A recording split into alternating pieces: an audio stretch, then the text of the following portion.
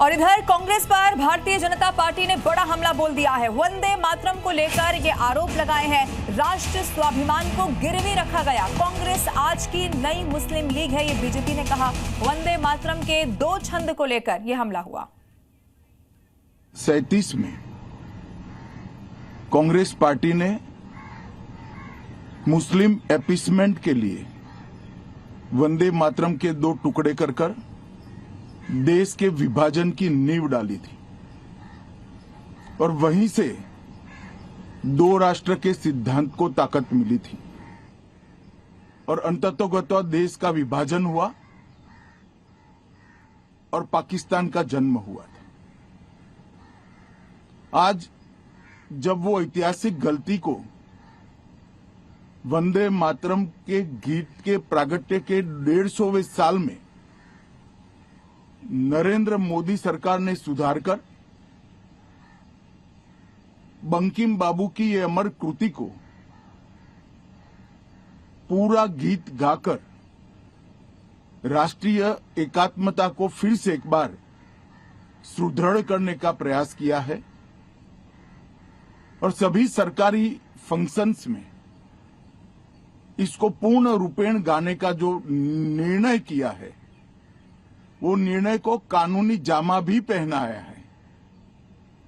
इसकी अवहेलना करने का कांग्रेस ने कल निर्णय किया है।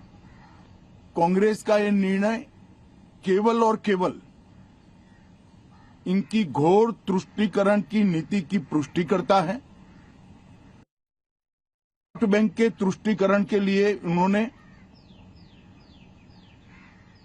स्वर्गीय बंकिम बाबू के इस अमर कृति का न केवल अपमान किया है, वो लाखों शहीदों का भी अपमान किया है जो वंदे मातरम का नारा लगाते लगाते देश की आजादी के लिए फांसी पर चढ़ गए, जिन्होंने कई साल जेल में काटे। आज कांग्रेस पार्टी 1937 का अपनी पार्टी का रिजोल्यूशन मान रही है और पार्लियामेंट के एक्ट को नकार रही है।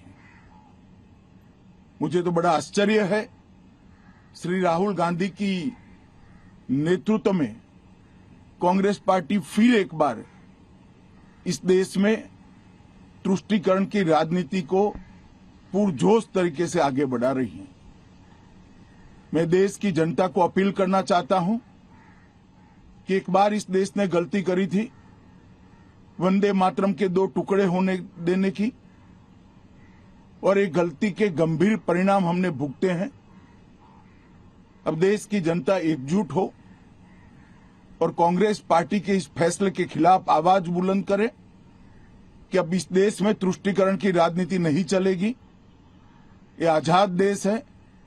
आजादी के 80 साल के बाद 1937 में जो फैसला कांग्रेस ने किया था, जिसको नरेंद्र मोदी जी ने सुधारा है, उसके सामने का कोई विरोध इस देश की जनता नहीं सहन करेगी।